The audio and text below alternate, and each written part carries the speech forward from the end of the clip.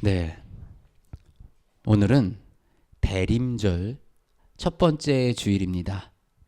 네, 우리 대림절은 예수님이 오신 그 성탄절을 기다리면서 우리가 예수님을 조금 더 생각하고 기억해 보는 그런 시간입니다. 오늘 여기 첫 번째 초에 이렇게 불이 밝혀졌습니다. 그죠? 예. 이 초를 이제 지금부터 4주 동안 초를 하나씩 켜 나갑니다. 4주 동안 하나씩 켜 나가고 성탄절 당일날 마지막 초를 밝힙니다. 그래서 우리 빛으로 오신 예수님을 우리가 촛불을 하나씩 켜가면서 기다리는 거예요. 우리가 이 성탄절을 보면 우리 교회 다니는 이 그리스도인들만 좋아하는 것이 아니라 온 세상 사람들이 다 즐거워하고 기뻐하는 날인 것 같습니다. 요즘 카페를 가보면 야, 교회보다 더 이쁘게 이렇게 성탄을 꾸며놨더라고요. 백화점 막 이런 데 가면 교회보다 더 빨리 성탄 캐롤이 흘러나오고 성탄을 기뻐하고 있는 그런 모습이 보입니다. 그래서 우리가 이 성탄을 기뻐하는데 너무 즐거운데 단순하게 그냥 기뻐하는 것이 아니라 이 성탄에 우리가 진짜 생각해 보아야 할, 진짜 돌아보아야 할 우리 예수님에 대해서도 조금 진지하게 생각해 보고 돌아보는 그 시간을 가졌으면 좋겠습니다. 우리가 예수님에 대해서 우리가 조금 왜 우리가 예수님이 오시는 것을 이렇게 기뻐하는 것인가? 왜 예수님을 이렇게 우리가 기다리고 있는가? 한번 생각을 해보기 원합니다. 우리가 이것을 먼저 생각하기 전에 예수님에 대해서 생각을 해보려면 먼저 우리가 하나님과 그리고 우리 자신에 대해서 생각을 해보지 않을 수 없습니다.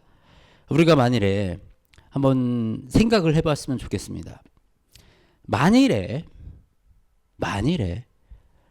하나님이 계시지 않는다면, 하나님이 존재하시지 않는다면, 그러면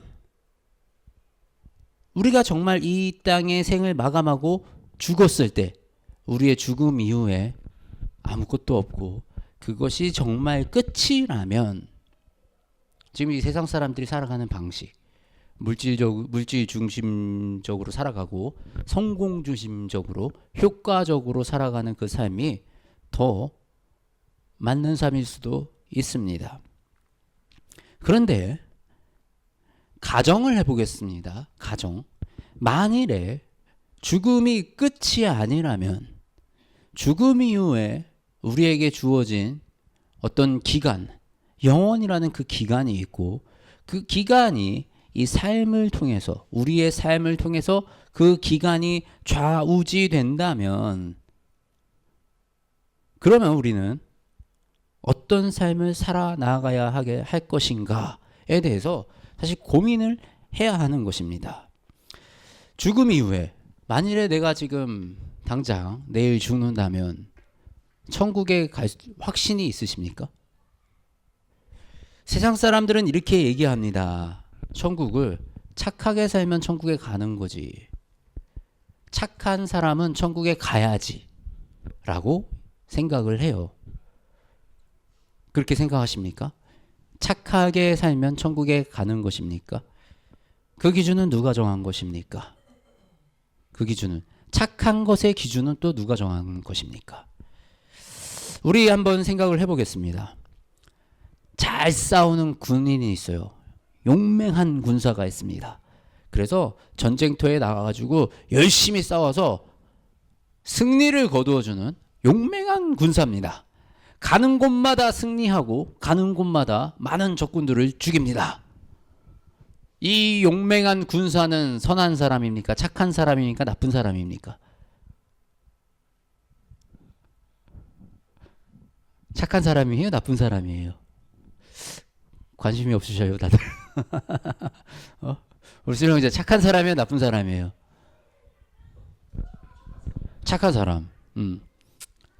이 군인이 우리 편이면 착한 사람이에요. 근데 이 군인이 적군이면 나쁜 사람이에요. 이것이 우리의 기준입니다. 우리의 기준은 우리의 환경과 우리의 생각과 우리의 유리함에 따라서 그 기준은 변동되게 되어 있습니다. 사실 우리가 선을 행한다고 하지만 내가 베푸는 그 선으로 인하여 누군가는 피해를 보고 누군가는 손해를 보는 경우도 많습니다. 이 군인은 자신의 의지로 나갔던 사람도 아니에요. 자, 그저 명령을 받아서 명령을 수행하는 사람입니다. 결국은 이 사람의 선함과 악함을 이 구별 지을 수 있는 사람은 이 사람에게 명령을 내린 사람밖에 없어요. 그 상부, 나에게 명령을 내린 사람, 그 사람만이 이 사람이 잘했다 못했다 판단할 수 있는 것입니다. 그러면 우리의 삶은, 우리의 선악의 기준은 누가 판단하십니까? 어떤 기준을 가지고 우리의 선함과 악함을, 우리가 천국 가야 될 것인가 지옥 가야 될 것인가, 이 기준을 감히 누가 제시를 할 수 있겠습니까? 바로 그분이 있다면 오직 하나님, 우리를 지으시고 천지를 지으신 그 하나님만이 그 기준을 제시하고 그 기준을 명확하게 드러내실 수 있는 것입니다. 만일 그 심판자의 그런 기준이 문서로 되어 있다면, 텍스트로 이렇게 다 써져 있다면 우리가 그것을 봐야 되겠습니까? 안 봐야 되겠습니까? 우리가 그것을 공부를 해야 되겠습니까? 안 해야 되겠습니까? 하물며 우리 인생에서, 이 짧은 인생에서 좋은 대학 가려고, 좋은 직장 보내려고 아이들 얼마나 공부를 시킵니까? 그런데 우리의 인생 이후에 영원이라는 시간이 있다면 그 영원이라는 시간을 대비를 하는, 우리가 그 문서를 봐야 되지 않겠습니까? 그리고 그것을 공부해야 되지 않겠습니까? 바로 이 성경이, 우리가 보는 이 지금 들고 있는 이 성경이 하나님이 그 선악의 기준을 제시하고 창조자의 그 섭리를 명시하여 놓은 그 가이드북인 것입니다. 우리가 이 성경을 알고 또 이 성경에서 창조주가 말씀하신 그 기준과 그 섭리를 이해하고 우리가 수행하고 준행할 때 우리가 하나님의 그 이끄심에 따라서 천국에 갈 수 있는 방법을 알게 되는 것입니다. 우리가 천국에 가기 위한 방법을 알기 전에 먼저 우리가 이 성경에서 우리에게 뭐라고 얘기하시는 전제 조건이 있습니다. 기본적으로 성경에서 우리 사람에게, 인간에게 제시하고 있는 전제 조건이 있는데 그것은 바로 인간의 죄성입니다. 죄라는 말이 때로는 우리가 듣기 거북하기도 합니다.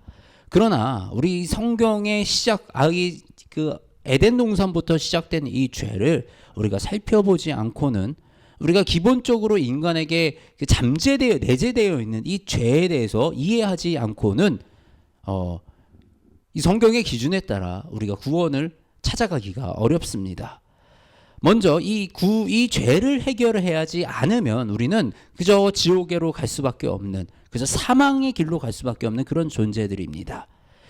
우리 공의로운 하나님, 공의롭다라는 뜻을 우리가 조금 잘 이해를 잘못하는 경우 공평과 공의의 뜻을 혼돈해서 쓰는 경우가 있는 것 같아요.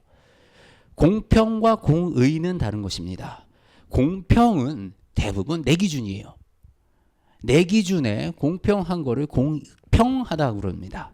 그런데 공의는 하나님이 한번 정해놓으신 그 의에 대한 공정함입니다.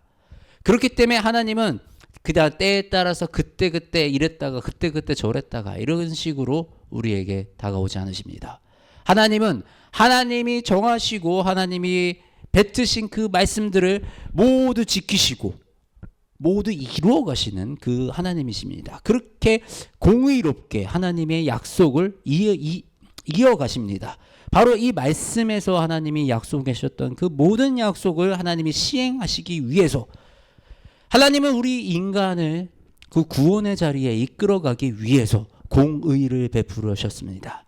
그렇게 하기 위해서 제일 해야 될 것이 무엇이었냐? 그것이 바로 죄성을 해결하는 거예요.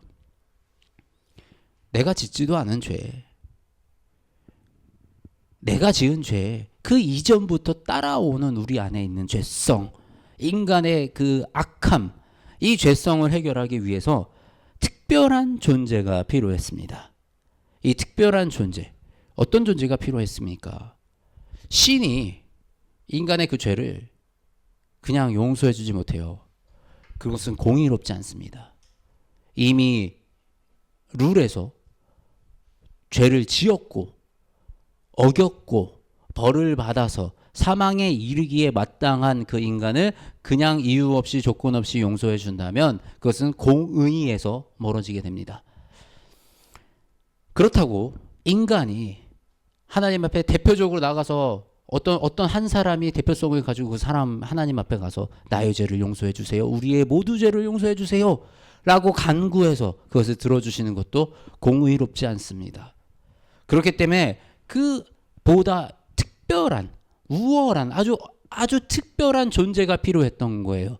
성령님의 아들이시고 인간의 육신을 입고 계시는 신이시자 인간이신 예수 그리스도께서 이 땅에 오셨던 것입니다. 그 예수님의 존재를 통하여 하나님은 인간과 하나님과의 관계의 해결사를 세우신 거예요. 그 해결사의 역할이 뭐였냐? 바로 오늘 본문에 보면 예수님이 하나님께 멜기세덱의 반차를 따른 대제사장의 칭함을 받았다라고 되어 있습니다. 이 대제사장의 역할이 뭐냐면 바로 하나님과 사람 사이에서 그 중보적인 역할을 하는, 하나님과 사람을 잇고 사람의 죄를 대신해서 하나님께 고하고 속죄제를 드려서 제물을 바쳐가지고 하나님께 용서를 구함으로 하나님의부터 이 죄로부터 내가 그 관계를 회복해 나아가는 그 역할을 하는 것이 대제사장입니다. 성경에서 가장 먼저 성경에서 대제사장이 두 가지 유래가, 계열이 존재합니다. 첫 번째 계열은 멜기세덱의 계열이고 두 번째 계열은 아론의 계열입니다. 멜기세덱은 성경에서 가장 첫 번째 등장한 이 대제사장이에요. 우리 히브리서 7장 3절에 보면 아버지도 없고 어머니도 없고 족보도 없고 시작한 날도 없고 생명의 끝도 없어 하나님의 아들을 닮아서 항상 제사장으로 있느니라. 그러니까 멜기세덱은 족보가 없대요. 시작한 날도 끝나는 날도 없대요. 이것은 무슨 얘기입니까? 영원히 있는 것처럼 보여지는, 어디서 온지도 모르는, 갑자기 성경 속에서 굉장히 신비스럽게 등장한 우리 아브라함이 그 동생 조카 롯의 그 롯이 어디 포로로 끌려갔을 때 그 전쟁에 가서 막 전쟁을 해서 롯을 다시 데리고 왔을 때 갑자기 어디선가 멜기세덱이 등장해서 아브라함에게 축복을 해줍니다. 그 첫 성경에서 등장했던 이 대제사장 이후에 등장하지 않습니다. 이 제사장, 이 한 계열이 있고 다른 계열은 우리 출애굽 당시에 모세의 형님 아론을 하나님은 대제사장으로 세워서 아론의 자손들이 대제사장의 직을 이어갑니다. 여기가 레위 지파 사람들이 이 대제사장의 직분을 이어서 감당했습니다. 근데 정확하게 얘기하자면 대제사장이라기보다는 제사장의 직분을 감당한 사람들이었다라고 할 수가 있습니다. 실질적으로 이 하나님과 사람 관계 속에서 중보자의 역할을 감당하려면 사실 변함이 없어야 돼요. 근데 인간은 그게 안 돼요. 변해요. 악하게 변하고 하나님의 그 성품을 거역하기도 하고, 대표적으로 우리가 이제 이 성경 속의 인물들 중에 보면 엘리와 그 아들들이라는 인물들이 나옵니다. 엘리 제사장은 나중에 하나님의 음성을 듣지도 못해서 그 밑에 꼬맹이로 있던 사무엘이 음성을 듣고, 엘리 제사장의 아들들은 그 하나님께 올려드릴 제사의 그 예물들을 먼저 자기가 건드리고 탐내고 이랬던, 대표적으로 타락했던 제사장 가문들, 집안들이 나옵니다. 이처럼 인간은 제사장으로서 온전한 역할을 수행하기에는 부족합니다. 그리고 하나님과 인간의 중보적인 역할, 영원하신 하나님과 한시적인 하나님의 이 중보적인 역할을 변함없이 쭉 이어서 시대의 흔들림, 시대 상인과 뭐의 흔들림 없이 쭉 이어갈 수 있는 그 사람은 하나님과 같이 영원하신 분만이 온전한 제사장으로 세워질 수가 있습니다. 그런데 이 아론의 계열의 제사장들은 인간이었기 때문에 그렇게 온전한 제사장으로 세워지지 못했습니다. 그렇기 때문에 예수 그리스도가 오셔서 이 바로 멜기세덱의 계열, 멜기세덱의 반차라 그러죠. 멜기세덱의 계열을 이으면서 영원한 제사장으로 세워지신 겁니다. 영원한 제사장으로 세워진 예수님의 그 역할이 무엇입니까? 가장 먼저 제사장으로 세워진 예수님이 하셔야 될 일은 죄성의 회복이었습니다. 이 아론의 자손들, 아론의 후손들, 그 레위 지파 제사장들이 속죄제를 통해서 양이나 염소를 하나님께 올려드림으로 해서 그 죄를, 백성들의 죄를 해결했습니다. 그런데 예수님은 스스로를 그 제물로 드림으로써 온전한 제물이 되어 하나님과 우리의 관계 속에 있는 죄를 영원하게 해결하신 겁니다. 그리고 그리스도에게 속한 사람은 하나님께로 정죄받지 아니하고 구원을 얻는 영광을 누리게 되었습니다. 이것이 성경에 기록되어 있는 우리가 구원을 받는, 우리가 천국 가는 열쇠이자 비밀인 것입니다.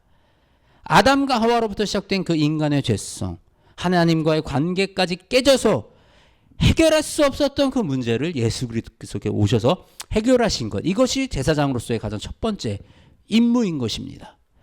그리고 그 다음 예수님은 부활하심으로써 모든 권세로부터 승리하셨습니다. 모든 권세로 승리하셨기 때문에 예수님은 중재자로서의 충분한 권위를 가지고 계십니다. 예수님이 우리 안에, 우리가 예수님 안에 거할 때 세상의 어떤 권세도 우리를 해치지 못하도록 우리를 지켜 보호하실 수 있는 예수님의 강력한 권세를 이루셨던 것입니다. 그리고 예수님은 지금 아버지의 우편에서, 하나님의 우편에서 우리와 하나님의 중재자 역할을 하십니다.